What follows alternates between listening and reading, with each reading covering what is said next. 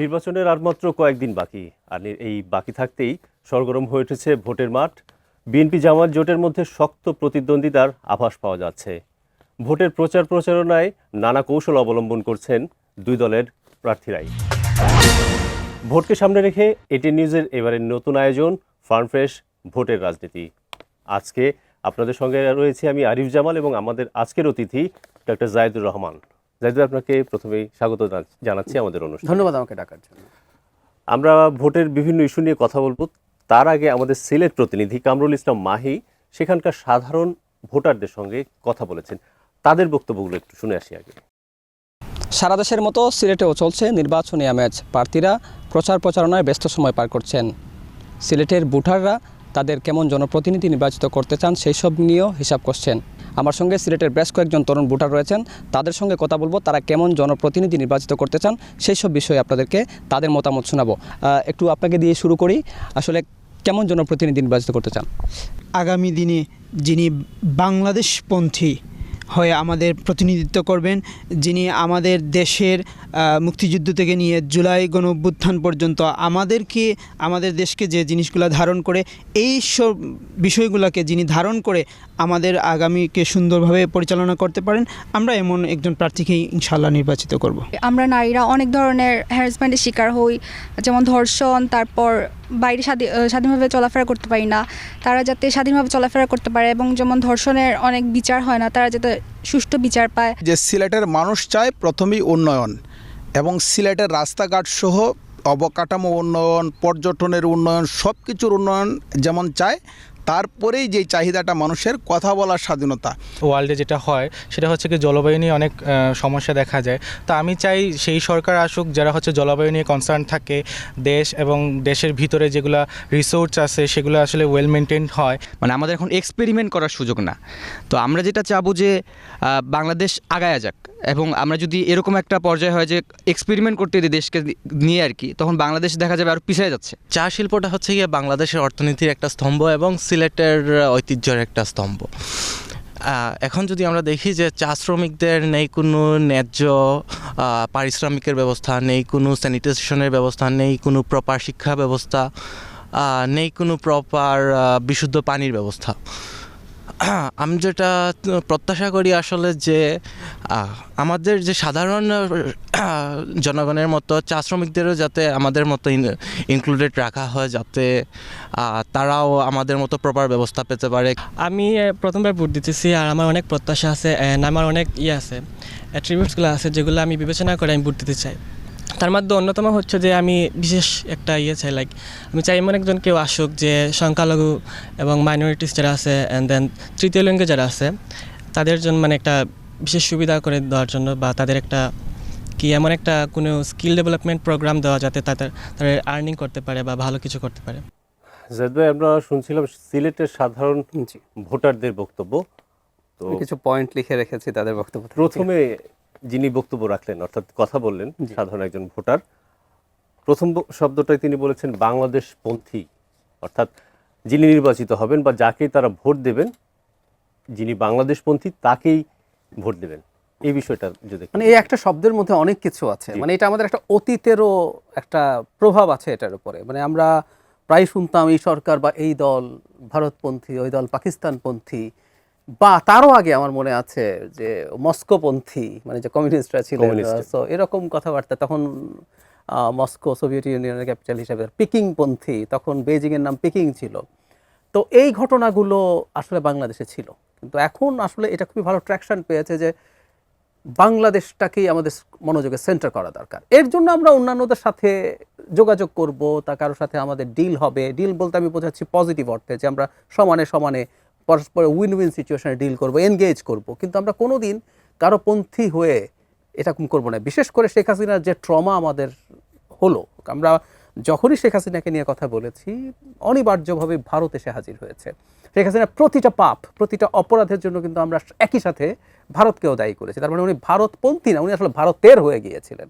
So ওই দগদগে ঘাটা যখন আমাদের সামনে আছে, আমাদের তরুণরা রাইটলি ভাবছেন আমরা এমন একজনকে যে যিনি বাংলাদেশপন্থী হবেন, তাতে উনি এই রাষ্ট্রের এই জনগণের কল্যাণের জন্য কাজ করবেন। এটা আমার মনে হয় এবারকার নির্বাচনে একটা গুরুত্বপূর্ণ জায়গা হবে। আমরা খেয়াল করেছি একটা রাজনৈতিক দলের পক্ষ থেকে এই ধরনের স্লোগানও দেওয়া হচ্ছে যে দিল্লি না, পিন্ডি না, সো কোনো পন্থী না, এরকম একটা প্রবণতা আছে।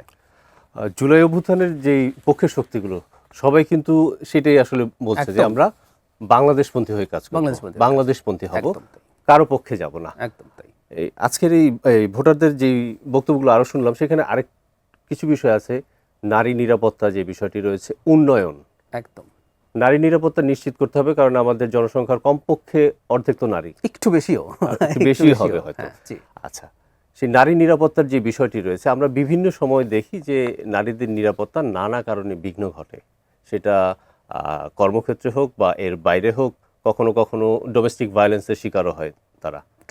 এই নারী নিরাপত্তা নিশ্চিত করার ক্ষেত্রে মানে আপনি একজন রাজনীতি করেছেন, আপনি রাজনৈতিক বিশ্লেষক, আপনি সুবক্তা হিসেবে পরিচিত অন্তত আমার কাছে। আপনার কি মনে হয় আসলে নারী নিরাপত্তা নিশ্চিত করতে যেই সরকার, যেই দলই সরকারে আসুক বা ক্ষমতায় আসুক, তাদের কি করতে হবে? মানে একটা ভিন্ন ডাইমেনশন আছে। আমি যে বোনটি নারী নিরাপত্তার কথা বললেন, উনি ধর্ষণের কথা বললেন, ধর্ষণের শাস্তির কথা বললেন, উনি অফিসে হ্যারাস্ট হওয়ার কথা বললেন, বাইরে হ্যারাস্ট হওয়ার, একটা নতুন হ্যারাসমেন্ট আছে, এগুলো কিন্তু আমাদের ছিল সব সময়। এখন সাইবার হ্যারাসমেন্ট কিন্তু অকল্পনীয় খারাপ পর্যায়ে চলে গেছে। মানে আমি সাইবার হ্যারাসমেন্টে ট্রমাটাইজড হয়ে গেছে এরকম নারীকে ব্যক্তিগতভাবে চিনি। তার উপরে ওই যে বলে না যে বোঝার উপরে শাকের আঁটি, এখন নতুন করে যোগ হয়েছে এআই জেনারেটেড মানে ছবি, এআই জেনারেটেড ভিডিওস, মানে এআই জেনারেটেড ভয়েস আছে এখন। সুতরাং নারীদেরকেই টার্গেট করা হচ্ছে। আমরা গত শেখ হাসিনার সময় আমরা একটা কথা খুব বলতাম যে একটা ডিজিটাল সিকিউরিটি অ্যাক্ট আছে, ওর মধ্যে কিন্তু নারীদের উপরে হামলা বিষয়ক ধারাও ছিল, কিন্তু আমরা কোনোদিন দেখিনি সেগুলোর সঠিক ব্যবহার করা হয়েছে। পজিটিভ অর্থে ব্যবহার করতে একেবারেই দেখিনি, না। কিন্তু ডিজিটাল নিরাপত্তা আইনটি আসলে মানুষকে হ্যারাস করতে আরো একদম, বেশি ব্যবহার একদম। হয়েছে। মত প্রকাশের স্বাধীনতা এবং লঙ্ঘন মত করে। প্রকাশের যে স্বাধীনতার কথাটি এই ভোটাররা বলেন যে আমরা মত প্রকাশের স্বাধীনতা স্বাধীনতা চাই, চাই। সেই বিষয়টি কিন্তু আমরা বিঘ্নিত হতে দেখেছি। একদম তাই। আহ, তো যেটুকু উন্নয়নের কথা- যেটুকু জি। বলছিলাম যে নারীদের জন্য অন্য ক্ষেত্রে তো আইন শৃঙ্খলার ব্যবস্থা শক্ত হতেই হবে, সরকার চাইলে কিন্তু সম্ভব। আমি একটা উদাহরণ দিই, একসময় অ্যাসিড নিক্ষেপ করা হতো নারীদেরকে। আমরা যখন ছোট স্কুলে পড়ি, আমরা যখন কলেজে পড়ি, আমরা তখন দেখতাম মানে বিভৎস, তার কোনো সীমা নেই। কিন্তু সরকার এটাকে একটা পর্যায়ে খুব শক্ত হাতে ডিসাইড করলো যে আমরা এটা হতে দেব না। সর্বোচ্চ শাস্তির বিধান শাস্তি করলো। বিধান করা শুধু না, ওকে বিধান করলো। থাকতেই পারে। যেমন আপনি জানেন কি না যে 25 গ্রাম মাদকের জন্য আমাদের আইনে আছে কিছু মাদক 25 গ্রাম থাকলে আপনার মৃত্যুদণ্ড হতে পারে। তো মাদক দ্রব্য কি পরিবহন কমেছে? তার মানে আপনি ওইগুলো ইমপ্লিমেন্ট করছেন না। কিন্তু আইনে থাকলেও অ্যাসিড না। নিক্ষেপের ক্ষেত্রে কিন্তু সেটা হয়েছে। সেটা হয়েছিল যখন ইমপ্লিমেন্ট করেছেন আপনি দেখেন এখন অ্যাসিড নিক্ষেপের মতো সংকটটা নেই। ঠিক একইভাবে ওইসব অপরাধ তো আছেই, সাইবার অপরাধ যেগুলো নারীর বিরুদ্ধে হয়, নারীকে হয়রানি করা হয়, সেগুলোর বিরুদ্ধে যদি খুব টাফ ব্যবস্থা নেয় তাহলে কিন্তু এটা হতে পারে। আমি আশা করি সেই ব্যবস্থাগুলো নেবে এবং এই ভোটাররা আর যেটা একটা কথা বলে চাচ্ছিলেন রাখি, যে আমরা তো আর হাসিনার যুগে নাই। আমাদের এই সরকার তো শেষ সরকার না, পরের সরকারকেও তো নির্বাচিত হতে হবে, আবার তো একটা নির্বাচন হবে। আমরা আশা করি হাসিনার মতো চুরি করে সে ক্ষমতায় থাকতে চাইবে না। তো আপনি এই দেশে 50% প্লাস কিছু বেশি নারীকে ক্ষুব্ধ করে, অসন্তুষ্ট করে ক্ষমতায় থাকতে পারবেন না অবশ্যই ভবিষ্যতে। থাকা যাবে না। আমরা আলোচনার এই মুহূর্তে একটা বিরতিতে যাব। বিরতির পর এই প্রসঙ্গ সহ সাম্প্রতিক ইস্যুগুলো, রাজনৈতিক যে ইস্যুগুলো বা ভোটের যে ইস্যুগুলো, সেই ইস্যুগুলো নিয়ে আলোচনা করব। দর্শক, ভোটের রাজনীতিতে এই মুহূর্তে একটা ছোট্ট বিরতি নিচ্ছি, আমাদের সঙ্গেই থাকুন।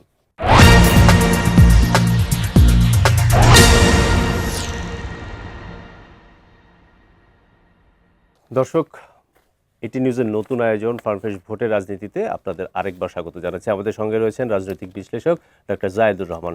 জায়েদ ভাই, আরেকবার স্বাগত জানাচ্ছি আপনাকে। আমরা ভোটারদের কথা শুনছিলাম বিরতির আগে।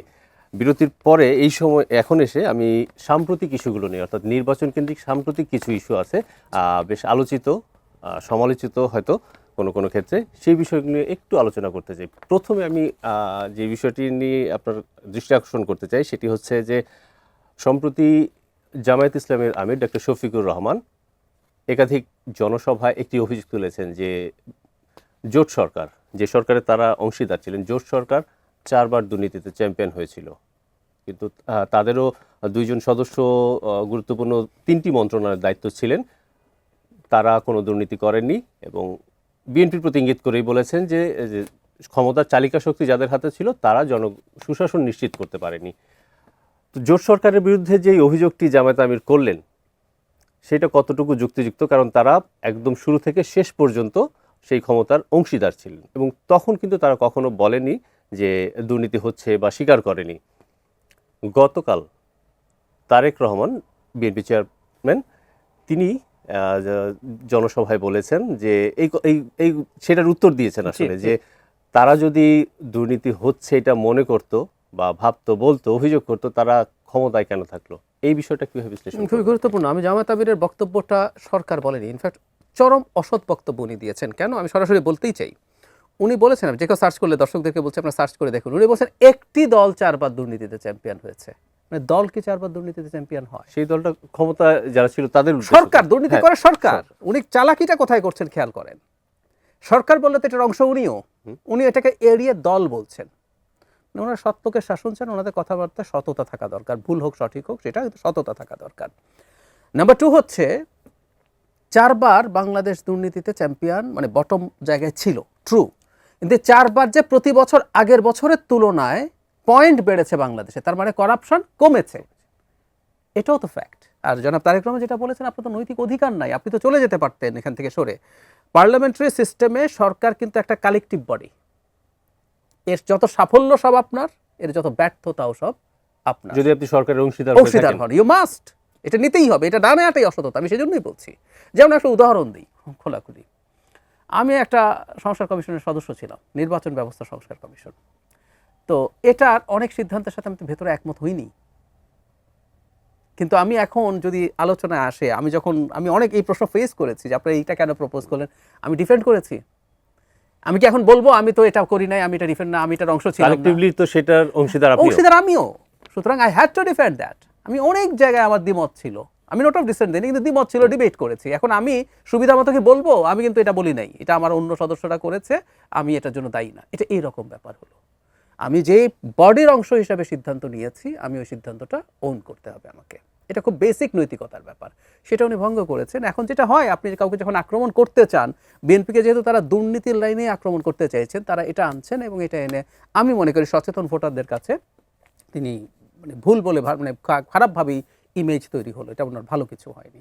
আচ্ছা, নির্বাচনী প্রচারে দুই দল, অর্থাৎ দুই দল বলতে দুই জোট আসলে। আরেকটা জিনিস যোগ করে রাখি, 96 সালের নির্বাচনে ওনারা একা নির্বাচন করে 3টা সিট পেয়েছিলেন, আর একে যে কটা সিট বেশি পেয়েছেন, 17-18টা পেয়েছেন মনে হয়, আমি যদি ভুল না করি 17টা। তো সেটাও না বিএনপির সাথে জোট করার কারণে, মানে আমাদের এমপিরাও গিয়েছিলেন এই জোটের কারণে, এদের কারণে বিএনপিও কিছু বেশি সিট পেয়েছে। সুতরাং এইরকম তাদের সম্পর্ক, এটা খালি সরকারের সম্পর্ক না, একই সাথে তারা যত এমপি গেছেন সেটাও পেছনে বিএনপির ভোটারদের ব্লেসিং আছে।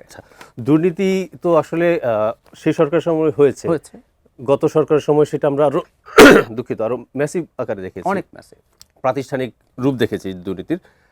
সামনের যে সরকার ক্ষমতা আসবে, সেটা বিএনপি জোট আসুক অথবা জামায়াত জোট আসুক, যেই জোটই ক্ষমতা আসুক, যেই দলই ক্ষমতা আসুক, দুর্নীতি প্রতিরোধ করতে বা দুর্নীতিকে একেবারে শূন্যের কোঠায় নামিয়ে আনতে কতটুকু সম্ভব হবে, তাদের কি করতে হবে? খুব শূন্যের কোঠায় দুর্নীতি আসলে যায় না, খুব কমিয়েও ফেলা বাংলাদেশের জন্য শর্ট টার্মে কঠিন। সহনশীল পর্যায়ে, মানে আমি সহনশীল না, এই দেশের মানুষটা আমার ধারণা খুব বেশি রাতারাতি পরিবর্তনও চায় না। আমি ধারণা করি এই দেশের মানুষকে খুশি করা খুব কঠিন কোনো কাজ না।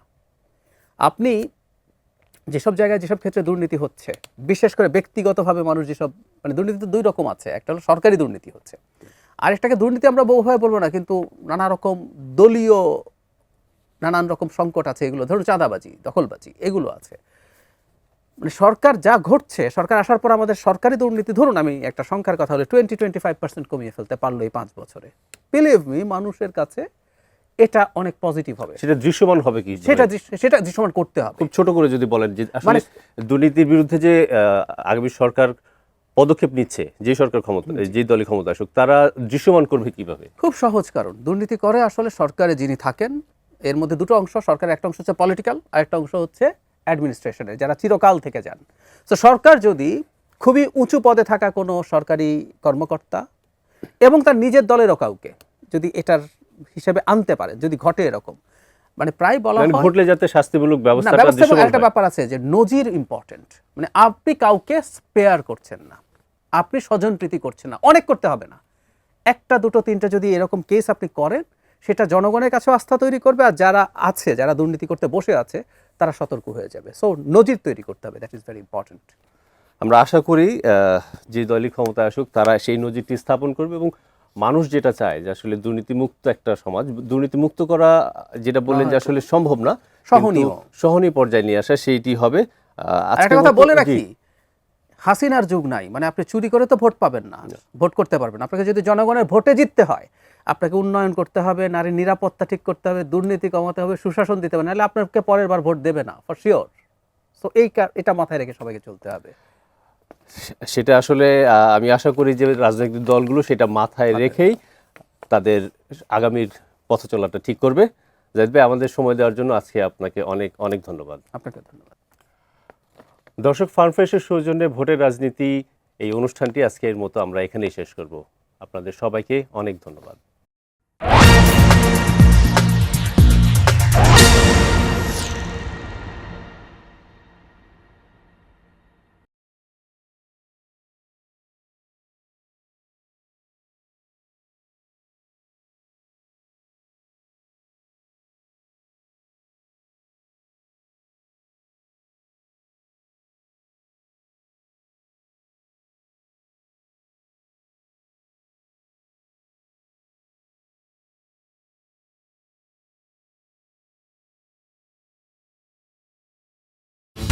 আমার কাছে এটাই বেস্ট, কারণ ফার্ম ফ্রেশ খাওয়া যায় যখন খুশি।